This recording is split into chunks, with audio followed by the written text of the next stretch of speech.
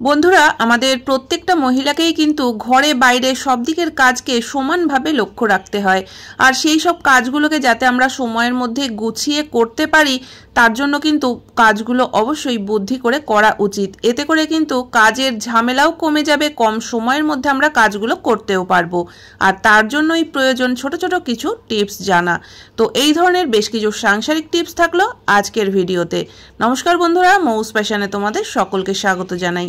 তো চলো আজকের প্রথম টিপস দেখে নেওয়া যাক।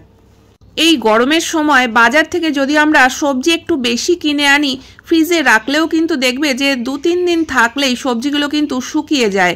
আর শুকিয়ে গেলে সেই সবজি রান্না করলেও যেমন খেতে ভালো লাগে না, সেরকম কাটার সময়ও কিন্তু খুবই অসুবিধা হয়। বিশেষ করে দেখবে সজনের ডাঁটা বা চিচিঙে এই সবজিগুলো শুকিয়ে গেলে নরম হয়ে যায়, তো এর খোসা ছাড়ানো যায় না, খুবই সমস্যা হয়ে যায়। তো যদি দেখো যে সবজিগুলো এরকম শুকনো শুকনো হয়ে গেছে বা নরম হয়ে গেছে, সেই সময় কিন্তু তোমরা এই কাজটা করতে পারো।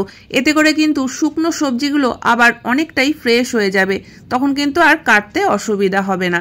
তো দেখো একটা কিচেন টাওয়েলকে একটু ভিজিয়ে ভালো করে নিংড়ে নিতে হবে, আর তারপরে যে সবজিগুলো শুকিয়ে গেছে সেগুলো এই টাওয়েলের মধ্যে করে রেখে এরকম পেঁচিয়ে যদি আমরা ঘন্টাখানেক পর্যন্ত রেখে দিতে পারি, হাতে যদি ঘন্টাখানেক সময় নাও থাকে অন্তত আধ ঘন্টাও যদি রাখা যায়, তাহলে কিন্তু দেখবে যে আধ ঘন্টা বা 1 ঘন্টা পর সবজিগুলো আগের থেকে অনেকটাই ফ্রেশ হয়ে গেছে, তখন কিন্তু আর এগুলো কাটতে অসুবিধা হবে না।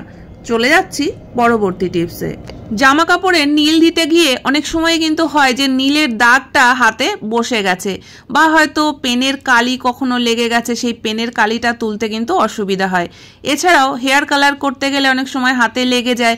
তো এই সব দাগগুলো কিন্তু সহজে হাত থেকে ওঠানো যায় না।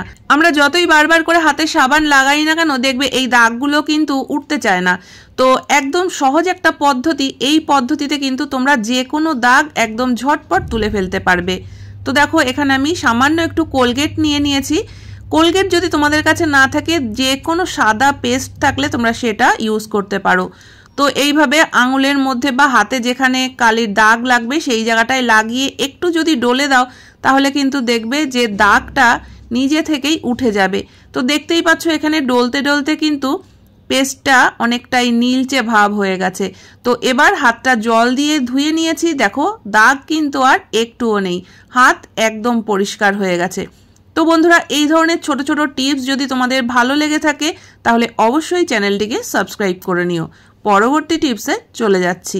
জামা কাপড় কাচাকাচি করতে গেলে অনেক সময় দেখা যায় পেটিকোটের দড়ি হোক বা পাজামা বা পাশবালিশের দড়ি খুলে বেরিয়ে আসে। আর এই সব জিনিসগুলোতে দড়ি ভরা মানে কিন্তু অনেকটা সময়ের ব্যাপার, কারণ আমরা সাধারণত সেফটি পিন দড়িতে এইভাবে আটকে নিয়ে তারপরে সেফটি পিন দিয়ে দড়িটাকে ভরি। এতে কাজটা করতে যেমন সময় বেশি লাগে, সেরকম কিন্তু দড়ি ভরতে গিয়ে মাঝে মধ্যে দেখা যায় সেফটি পিন খুলে হাতেও খোঁচা খেতে হয়। তো একটা সহজ পদ্ধতি বন্ধুরা আজকে তোমাদের সঙ্গে শেয়ার করছি। এই পদ্ধতিটা যদি জানা থাকে তাহলে কিন্তু কাজটা একদম ঝটপট হয়ে যাবে, আর সময়ও যেমন কম লাগবে, হাতে খোঁচা খাওয়ারও কোনো ভয় নেই। তো দেখো এখানে আমি একটা পেন নিয়ে নিয়েছি। তো পেনের ঢাকনাটাকে খুলে দিলাম, আর এই দড়িটা দেখো যেখানে পেনের মুখটা সেখানে আটকে উপর থেকে ঢাকনাটাকে লাগিয়ে দিলাম। তো এইভাবে করলে কিন্তু দড়িটা পেনের মধ্যে একদম টাইট ভাবে আটকে যাবে। তো দেখো এই পেনটা দিয়েই কিন্তু আমরা দড়িটাকে ভরে নেব। সেফটি পিন দিয়ে যতটা সময় লাগবে তার অর্ধেকেরও কম সময় কিন্তু আমরা দড়িটা ভরে নিতে পারবো। দেখো কত সহজে দড়িটা ভরা হয়ে গেল। আর এবার আমি পেনের ঢাকনাটা খুলে দিলাম। তো এইভাবে কিন্তু আমরা কঠিন কাজগুলোকে অনেক সহজ করে নিতে পারি যদি এরকম ছোট ছোট কিছু টিপস জানা থাকে। আশা করি বন্ধুরা টিপসটা ভালো লেগেছে। চলে যাচ্ছি পরবর্তী টিপসে। বন্ধুরা আমরা অনেকেই কিন্তু আংটি পরতে খুব পছন্দ করি, আর এই আংটি পরার ক্ষেত্রে অনেক সময় কিন্তু আমরা বেশ সমস্যাতেও পড়ে যাই, কারণ দেখা যায় আংটিটা হয়তো একটু টাইট হয়ে গেছে, আর সেই টাইট হয়ে যাওয়ার কারণে আমরা হয়তো হাত থেকে আংটিটাকে খোলার চেষ্টা করছি, কিছুতেই আংটিটা খুলছে না। তার কারণ দেখবে এই যে আঙুলের গিঁটটা রয়েছে এখানে গিয়েই কিন্তু আটকে যায়। আর এই টাইট আংটি আঙুলের মধ্যে যদি পড়া থাকে তাতে আঙুলও ব্যথা করতে থাকে বা ফুলে ওঠে, কিন্তু খোলাও যায় না। আমরা যতই সাবান লাগিয়ে বা ক্রিম লাগিয়ে খোলার চেষ্টা করি না কেন, তখন কিন্তু দেখা যায় যে আমাদের স্বর্ণকারের কাছে গিয়ে আংটিটা কাটিয়ে বের করতে হয়। তো এইসব ঝঞ্ঝাটে না গিয়ে তোমরা এই কাজটা করতে পারো। দেখো আমি নিয়ে নিয়েছি সরু সেলোটেপ। তো একদম আংটির শেষের দিক থেকে এই আঙুলটায় কিন্তু একদম টেনে টেনে এরকম সেলোটেপটাকে লাগিয়ে দিতে হবে। তো আমি কিছুটা অংশ লাগালাম, যে আঙুলের গিঁটটা রয়েছে তার উপর থেকে একদম চেপে লাগিয়ে দিলাম যাতে আঙুলটা অনেকটা সরু হয়ে যায়। প্রয়োজনে কিন্তু আরও বেশ কিছুটা জায়গায় সেলোটেপ এভাবে টেনে লাগিয়ে দিতে হবে, কারণ উপরের দিকটা যাতে সরু হয়ে যায়, তাহলেই কিন্তু আংটিটা সহজে খোলা যাবে।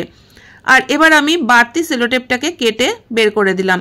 তো দেখো যে আংটিটা কিছুতেই বেরোচ্ছিল না, সেই আংটিটাকে কিন্তু এবার সহজেই বের করে নিতে পারবে, কারণ সেলোটেপ লাগানোর ফলে কিন্তু উপরের দিকটা অনেকটাই সরু হয়ে গেছে। আর সেই কারণেই কিন্তু আংটিটা বের করতে খুব একটা অসুবিধা হবে না। যদি তোমাদের আংটি টাইট হয়ে গিয়ে থাকে, এই টিপসটা অবশ্যই ফলো করে দেখো। আর আংটি বের করে নেওয়ার পর সেলোটেপটাকে খুলে নিতে হবে। আশা করি বন্ধুরা টিপসটা কাজে লাগবে। পরবর্তী টিপসে চলে যাচ্ছি।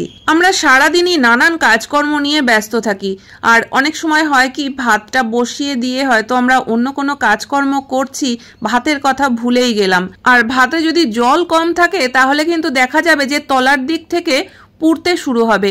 তো ভাত যদি একবার তলার দিক থেকে লেগে যায় বা পুড়ে যায়, তাহলে কিন্তু পুরো ভাতটাতেই একটা পোড়া পোড়া গন্ধ হয়ে যায়। তো এই এতগুলো ভাত আমরা ফেলতেও পারবো না, অথচ কাউকে কিন্তু দেওয়াও যায় না বা কেউ খেতেও চায় না। তো এরকম সমস্যা যদি কখনো তোমাদের সঙ্গে হয়ে থাকে, তাহলে এই কাজটা করে দেখতে পারো। তো দেখো বন্ধুরা, আমি আদার কয়েকটা বড় বড় করে টুকরো করে নিয়েছি। তো এখানে আমি খোসাটা ছাড়াইনি, তোমরা চাইলে ছাড়িয়েও নিতে পারো, আর না হলে খোসা শুদ্ধও দিতে পারো। তবে ভালো করে আদাটাকে কিন্তু ধুয়ে নিতে হবে।